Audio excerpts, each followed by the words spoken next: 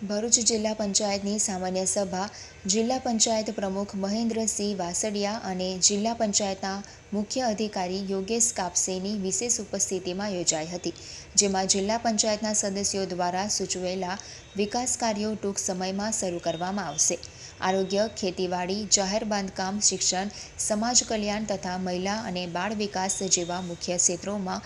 ઝડપી અને ગુણવત્તાસભર કામગીરી માટે સંબંધિત શાખા અધિકારીઓને જરૂરી સૂચનાઓ આપવામાં આવી છે। સત્ર દરમિયાન વધુમાં વધુ ગ્રામ વિસ્તારના સર્વાંગી વિકાસને ધ્યાનમાં લઈને નાણાકીય વર્ષ 2025-26માં નવી 109 ગ્રામ પંચાયતોની રચના કરવાની જાહેરાત પણ કરવામાં આવી છે।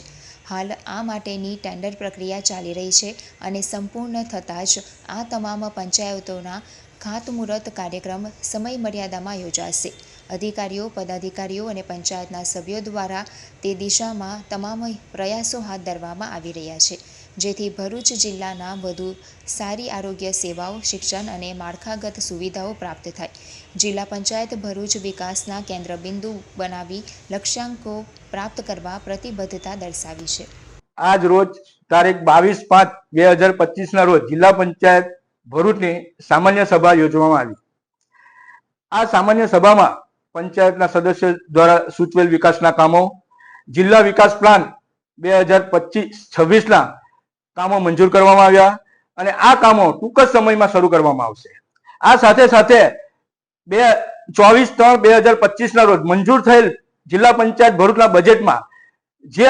બધી યોજનાઓ લીધી હતી, આરોગ્ય, ખેતીવાડી, જાહેર બાંધકામ, શિક્ષણ, સમાજ કલ્યાણ અને મહિલા બાળ વિકાસ ક્ષેત્રની જોગવાઈઓ મુજબ ઝડપથી અને ગુણવત્તાસભર કામગીરી માટે સંબંધિત શાખા અધિકારીઓને સૂચનાઓ આપવામાં આવી છે અને જેમ બને તેમ જલ્દી આ કામ પૂરા થાય એના માટે અમારા જિલ્લા પંચાયત સદસ્યશ્રીઓ, ચેરમેનશ્રીઓ અને અધિકારીઓ સતત એમાં પ્રયત્નશીલ છે। આ ઉપરાંત નાણાકીય વર્ષ 2026માં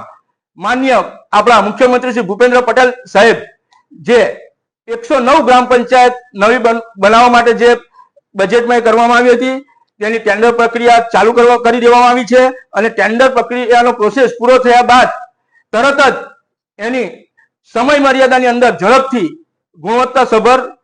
આ ભરૂચ જિલ્લાને નવા 109 ગ્રામ પંચાયત મકાન મળશે અને દરેક ગામમાં સુવિધા ઉત્પન્ન થશે। જિલ્લાને વહેલી તકે નવી ગ્રામ પંચાયત મળે એ માટે પદાધિકારીઓ, જિલ્લા પંચાયતના ચૂંટાયેલા સદસ્યશ્રીઓ, ચેરમેનશ્રીઓ અને અધિકારીઓ સતત એની પર દેખરેખ રાખી અને સુપરવિઝન કરવામાં આવશે અને જેમ બને તેમ સમય મર્યાદાની અંદર આ કામ પૂર્ણ કરવામાં આવશે। નાણાકીય વર્ષ 2026ના વિકાસ કામોને કેન્દ્ર સ્થાને રાખી નાગરિકોની આરોગ્ય, જાહેર શિક્ષણ, માળખાગત સુવિધાઓ અને રોડ રસ્તા, જે ખાસ ભરૂચ જિલ્લાના રોડ રસ્તા એ જેમ બને તેમ જલ્દી ગુણવત્તાસભર પૂરા કરવામાં આવે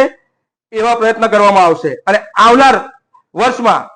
ભરૂચ જિલ્લો એક મોડેલ જિલ્લો બને એ માટેના અમારા પ્રયત્ન રહેશે અને આ માટે અમારી આખી જિલ્લા પંચાયતની ટીમ સતત પ્રયત્નશીલ છે અને આવનાર સમયમાં આ ભરૂચ જિલ્લો વિકાસની દ્રષ્ટિએ ખૂબ આગળ વધતો જિલ્લો બનશે। આ બજેટ સામાન્ય સભામાં એકી અવાજે બધાએ નિર્ણય કર્યો છે અને આવનાર 5મી તારીખે જે આપણે પર્યાવરણ દિવસ છે એ દિવસે જિલ્લા પંચાયત દ્વારા 20,000 વૃક્ષોનું વાવેતર કરવાનું આયોજન કરવામાં આવ્યું છે, જેથી કરીને પર્યાવરણ દિવસ તરીકે ઉજવી શકાય। સાથે સાથે આ જે જિલ્લા પંચાયતના જે બજેટમાં જે અગાઉ મંજૂર કરેલા હતા ઇન્ફ્રાસ્ટ્રક્ચરના કામો, નર્મદા નદી કિનારા વિકાસના કામો એ બધાની ઉપર સતત એ કરી અને ટૂંક જ સમયમાં બધા કામો ચાલુ થવાના છે।